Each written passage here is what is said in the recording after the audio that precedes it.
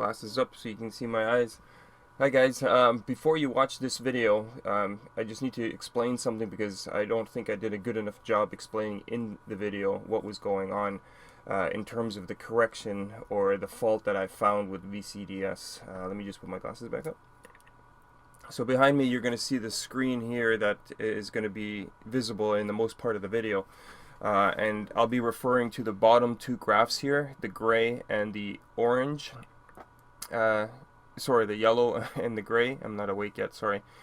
According to Rostec up in here, when it lists blocks from left to right, 1, 2, 3, 4, the same graphs you can select at the bottom in terms of left to right, 1, 2, 3, 4. So the yellow graph here is supposedly boost pressure specified, and boost pressure actual is supposedly the gray scale down here. But you'll notice that when the car had a overboost condition, and during the initial data log, the yellow graph was the erratic high graph. It was higher than the gray. And then after the fix, it was lower, which you can see here. This is an image from after the repair. So my guess as to the issue is that these two definitions or the labeling of these two fields has been reversed. There's a label file right up here, and what it does, when you click on it, you can actually see in text form all these definitions for the measuring blocks, and you can actually go in there and you can change these values yourself and then save the label file, and then the next time you view it, specified will be on this side, will be in the last value, and the actual will be in the first value. So keep that in mind when watching this video. Watch the bottom two graphs and you'll see what I mean. I overlaid the graph with the measuring blocks here so you can see when specified is supposed to be a certain amount. According to the graph down here, it's way up, even though oh, how should I say it? I'm getting confused myself here. Anyways, it's a boost, it's an overboost condition, and then you cannot, in the first clip, I have to clarify this, sorry. In the first clip, the yellow is over. It is over the gray, which indicates that that is an overboost. But again, because this graph is saying that that's specified, if you didn't know, you'd think that, hey, this gray one is the actual boost and it's not reaching the yellow, so there's an issue there.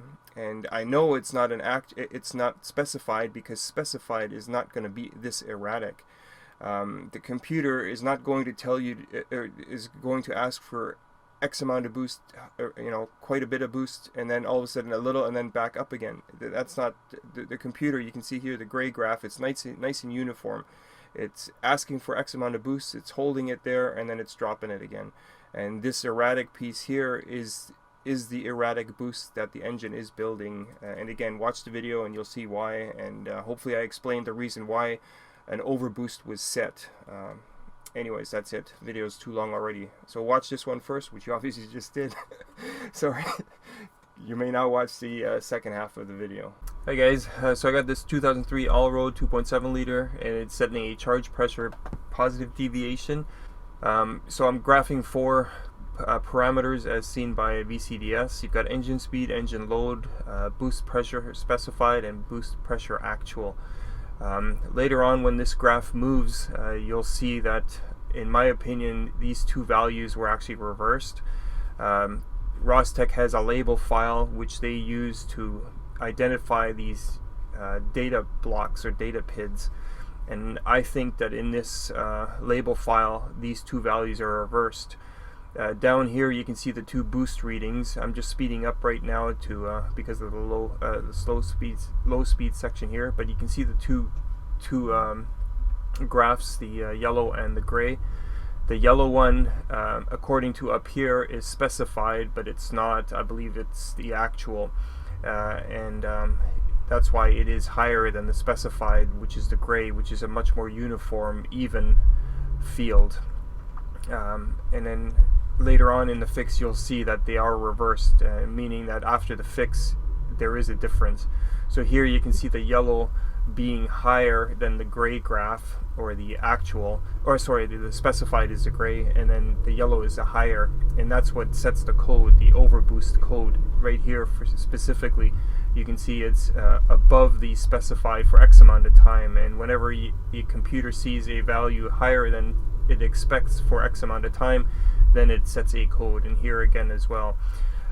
So in the next clip I'll be talking about what I found, and then I'll be data logging the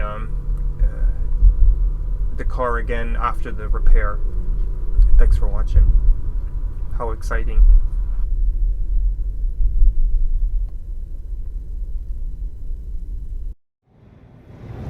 So it seems that this hose that's broken here, which is a boost leak, was responsible for a overboost condition. You would not think that a boost leak would be responsible for an overboost, or at least I wouldn't in terms of my experience, but I don't know very much, so fill me in if you guys have seen this before. But my best explanation is that on this V6 twin turbo, the boost is controlled by the wastegates, which are controlled by the N75. And the N75, basically what it does is it routes boost pressure to open the wastegates. When there's a boost leak, I think what's happening, even though there is ample pressure that the map sensor registers, because of the leak, there's not a consistent supply of boost through the N75, and if the N75 cannot supply consistent boost to the wastegates don't open correctly, and hence you get the overboost condition. I could be way off the deep end here, so if I'm wrong, please let me know, but that's the best that I can make heads and tails out of this, because after replacing this guy here, getting rid of this boost leak, everything is fine, and I'll show you the after graphs of the actual and specified boost, and you can see the difference from before and after. Anyways, this is a new one for me. Hopefully you guys enjoyed it. I know that I didn't record a lot of the working on the vehicle, just basically test driving, data logging, etc. But I took over where another guy stopped, so he got off early, so I just had to continue. And anyways, that was it. Boost leak causing an overboost code. Strange but true. Okay, here you can see the after the fix repair, or after the result of the boost level after the repair. And again, it was just a broken hose that caused boost to leak, and you can see now the fields are still in the same place, but you can see the yellow is much lower now, and the yellow, according to the graph here, is this field right there, and that says specified. And again, that, in my opinion, that's wrong. So anyways, driving it now, you'll see that the yellow stays below the gray, and that caused the code not to come back. So I can definitely say that that was the issue. And again, I think I mentioned it in the little clip earlier, the fact that the way that the car sounded, if I had known that the problem was the boost positive deviation, the overboost, led both myself and my coworker in the wrong direction. Positive deviation, meaning an overboost, would not be expected with a boost leak. We heard the hissing sound, but we attributed that to wastegate, air rushing through the opening of the wastegates, the computer trying to dump all this excessive pressure. And then the graphs didn't help either because they were reversed. So anyways, if you've run into this before, let me know. It would be cool to know. Okay, and here's just a quick image overview wise. You can see the red, that's the charge air pressure coming out of the turbos, so that's air going into the intake manifold. You can see the little black V with the yellow dot. The yellow dot represents the location of the map sensor. So the black boot was what was broken. The dark blue is the actual intake manifold slash throttle body where the black hose attaches. The green is the air coming out of the MAF sensor, air filter.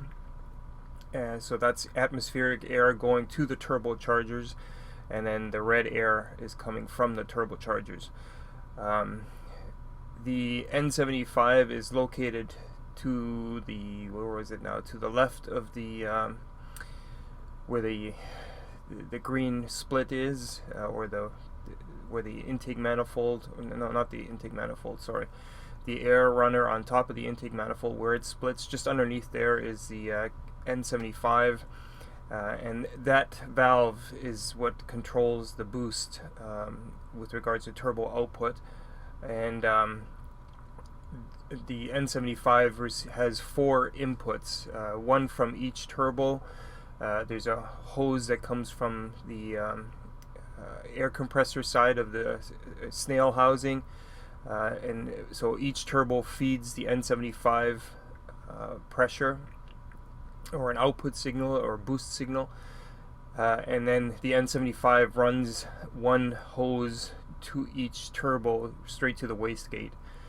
So again, because the black hose was broken, boost was leaking, and I think that leak, because it was big enough, was causing the MAP sensor to still read correct pressure in terms of overboost, but because the airflow, or the boost in terms of consistency going to the turbo wastegates from the N75 wasn't consistent, that's why it went into overboost. That's the best I can explain it. Sorry guys. I know this is a bit of a weird video, but hopefully it makes sense. And if you guys have any questions, obviously, as always, I can try to answer or explain further in the comments. Thank you for watching. That's it. My brain hurts now. Actually, no, it doesn't, but from watching this video and from rambling, I'm sure yours is. Thanks for watching. Bye-bye.